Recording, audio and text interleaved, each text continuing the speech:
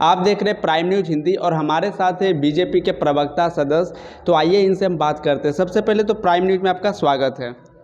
बहुत बहुत धन्यवाद। और आपके माध्यम से जो भी आपके न्यूज़ को देखते हैं उन सभी लोगों को हमारी तरफ से हार्दिक शुभकामना।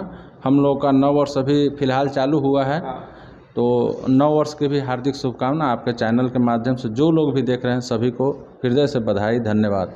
आप अपना एक छोटा सा परिचय दे दीजिए अपने माध्यम से। मेरा नाम मनीष शर्मा है और भारतीय जनता पार्टी का एक सिपाही हैं।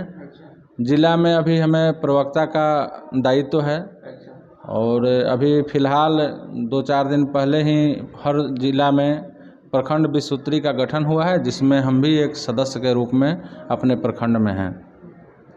देखिए, सबसे पहला सवाल हमारा ये है कि अब चुनाव बहुत ही नज़दीक आ गया है, तो आप अपने विधायक के लिए जब क्षेत्र में वोट मांगने जाइएगा तो जनता अगर कोई मुद्दा पूछेगा तो आप क्या बताइएगा, किस बेसिस पे आप वोट मांगिएगा?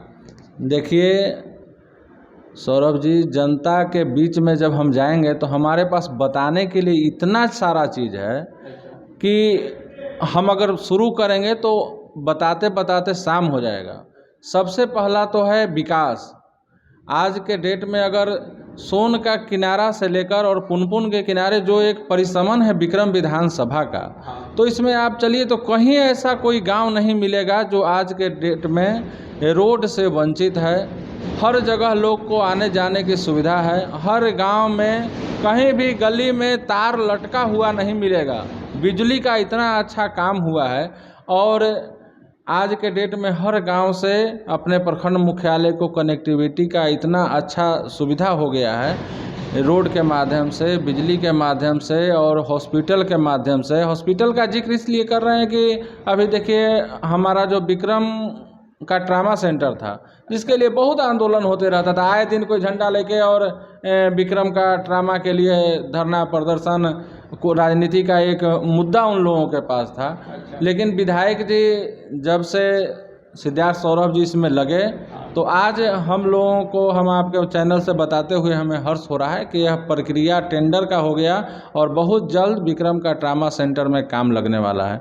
तो यह स्वास्थ्य के क्षेत्र में हो, शिक्षा के क्षेत्र में हो और सड़क के क्षेत्र में हो, हर क्षेत्र में विकास का इतना बड़ा माध्यम विधायक जी के थ्रू हो रहा है। इतने सारे रोड बन रहे हैं, जो भी गली नली कहीं भी कोई इस काम से वंचित नहीं है, कोई गांव इनके विकास से वंचित नहीं है। तो जो हम लोग जाएंगे तो सभी अपने क्षेत्र में सभी लोगों को बताएं। हमारा मुख्य सवाल दूसरा यह है कि विक्रम के क्षेत्र में अपराध दिन पे दिन बढ़ते जा रहा है, तो इसको कंट्रोल करने के लिए आप लोगों के पास क्या प्लान है?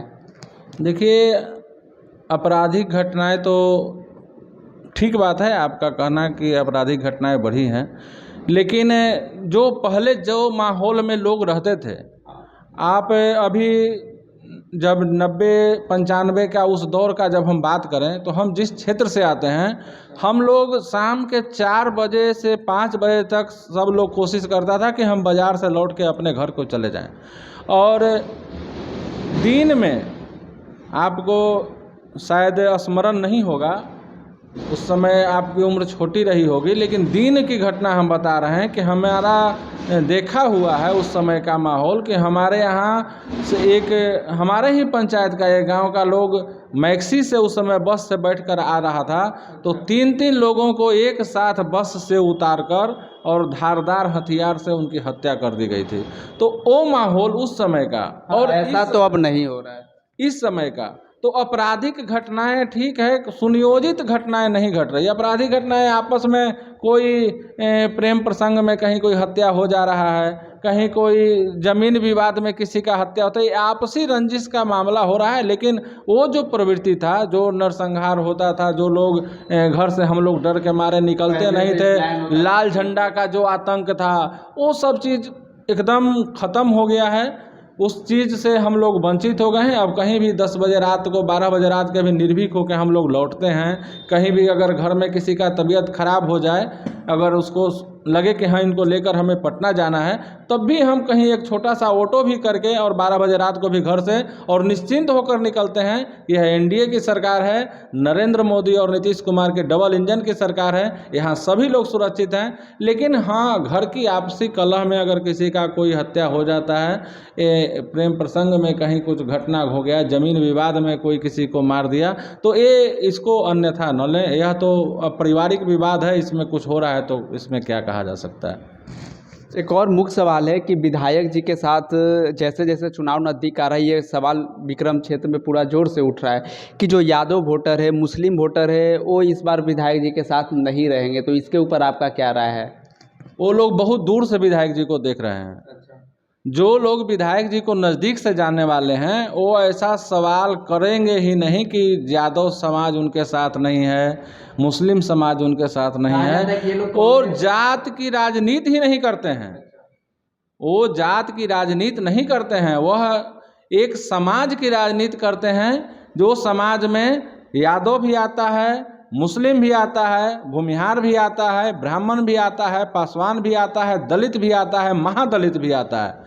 तो यह जो समरस समाज का व्यवस्था है, अगर कोई उनको जानना है, जो भी व्यक्ति अगर ऐसी भावना रखते हैं, अगर उनको उनके बारे में जानना है, तो एक दिन सुबह उनके यहाँ 9 बजे उनके आवास पर पहुँच जाए और देखे कि सैकड़ों लोग किस तरह कुर्सी पर और एक व्यवस्था के साथ बैठे रहते हैं। सभी को पानी, चाय, कोई में किसी में भेदभाव किए बिना सभी का व्यवस्था उनके पास है। वहाँ पर कोई नहीं है कि हाँ यहाँ ब्राह्मण है तो इस कुर्सी पर ब्राह्मण बैठेंगे और दलित हैं तो उस कुर्सी पर दलित बैठेंगे। सभी के लिए एक तरह की व्यवस्था, कुर्सी है, अंदर सोफा लगा हुआ है, कहीं ऊंच नीच का, जाति का कोई बंधन ही नहीं है। तो जो लोग उनको जानते हैं नज़दीक से, वो ऐसी बात नहीं करेंगे। लेकिन यह राजनीति है। राजनीति में हर तरह का चुनाव जब नज़दीक आता है तो प्रोपेगेंडा फैलाया जाता है कि वो ऐसे हैं, ऐसे हैं। लेकिन जो उनको नज़दीक से जानता है कभी ऐसा सवाल नहीं करेगा, उनके ऊपर कभी अंगुली नहीं उठाएगा। और हम आपके माध्यम से बताना चाहते हैं कि अगर कोई भी व्यक्ति ऐसा कहता है तो एक दिन उनके साथ समय दे और देखे कि उनका सभी के साथ कैसा व्यवहार रहता है। हर समाज के लोग उनसे जुड़े हुए हैं और हमारे विधायक जो विक्रम का भी सिद्धार्थ सौरभ जी हैं, वो हर समाज के साथ जुड़े हुए हैं। और एक मुख्य सवाल हमारा है रोजगार को लेकर कि जो युवा है, विक्रम के हो या बिहार के हो, युवा रोजगार को लेकर परेशान है। बोल रहे कि एनडीए के सरकार आने से रोजगार नहीं मिला है। तो इसके ऊपर आपका क्या राय है? देखिए, रोजगार आज के समय में कोई भी 80% बिहार युवा है। पूरे भारतवर्ष का अगर सभी राज्यों का सर्वे हुआ था, जिसमें हमारे माननीय बिहार सरकार के मंत्री कुछ दिन पहले बोल रहे थे, उन्होंने बताया कि बिहार में 70 से 80% के बीच में युवा हैं। और जब इतनी बड़ी आबादी युवाओं की है तो सब तो पढ़े लिखे हैं। काहे कि जब से नीतीश कुमार की सरकार बनी, एनडीए की सरकार बनी, तो शिक्षा पर तो सबसे ज़्यादा फोकस था। भारतीय जनता पार्टी का जब सरकार में नीतीश कुमार जी को समर्थन देकर यहाँ सरकार बना, तो सबसे पहला अगर कुछ सुधार हुआ तो शिक्षा का सुधार हुआ।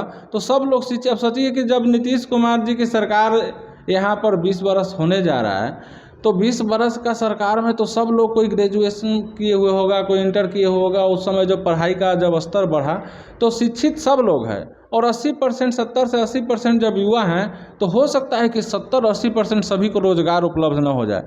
लेकिन हमारे आदरणीय नरेंद्र मोदी जी के माध्यम से स्किल डेवलपमेंट का इतना बड़ा प्रचार प्रसार हो रहा है, और उसके बावजूद भी अगर लोग कहते हैं कि हमें रोज़गार उपलब्ध नहीं हुआ, तो वो ऐसे लोग हो सकते हैं जो कहीं ना कहीं कुछ किए और उसमें वो सक्सेस नहीं हुए। नहीं तो जिस तरह से मुद्रा योजना के अंतर्गत 5 लाख तक का मुद्रा लोन दिया जाता है कि आप अपना रोज़गार करिए, अगर सरकारी व्यवस्था नहीं मिल रहा है तो आप वो कीजिए। प्रधानमंत्री जी का विश्वकर्मा योजना के तहत सभी भाइयों के लिए, चाहे वह राज मिस्त्री का काम करने वाले हों या लोहार मिस्त्री का काम करने वाले हों या बढ़ई मिस्त्री का काम करने वाले हों, ऐसे लोगों के लिए व्यवस्था किया गया। आज जीविका के माध्यम से हर गांव में कम से कम सैकड़ों ऐसी महिलाएं आपको मिलेगी जो जीविका के माध्यम से लाखों रुपया उनको मिला है, और उस लाखों रुपया से रोजगार करके और किस्त बाई किस्त पैसा अपना जमा करती हैं। तो ये भी कहीं ना कहीं कोई माध्यम से हमारे ही परिवार के महिलाएं को पैसा मिल रही है। तो रोजगार का व्यवस्था बहुत मिला है। लेकिन हाँ, सरकारी नौकरी की बात है कि सरकारी नौकरी में अगर नहीं हो पाया है तो अभी देखिए शिक्षा के क्षेत्र में बहुत सारी वैकेंसी हुई है, बहुत सारे मास्टर लोगों की बहाली हुई है। और अभी फ़िलहाल स्वास्थ्य विभाग में निकला हुआ है 30-40 हज़ार के आसपास। और अभी श्रम नियोजन का हमारे मंत्री संतोष कुमार सिंह जी आए हुए थे। उन्होंने कहा है कि बिहार में विक्रम में श्रम का एक मेला लगाने का बात हुआ कि यहाँ पर मेला लगेगा। जो भी लोग रोजगार के नौकरी के लिए इच्छुक हैं, वो प्राइवेट सेक्टर में हो या लिमिटेड सेक्टर में हो या सरकार के सेक्टर में हो, जो जिस लायक हैं उनके लिए रोजगार मेला का आयोजन विक्रम में कराया जाएगा।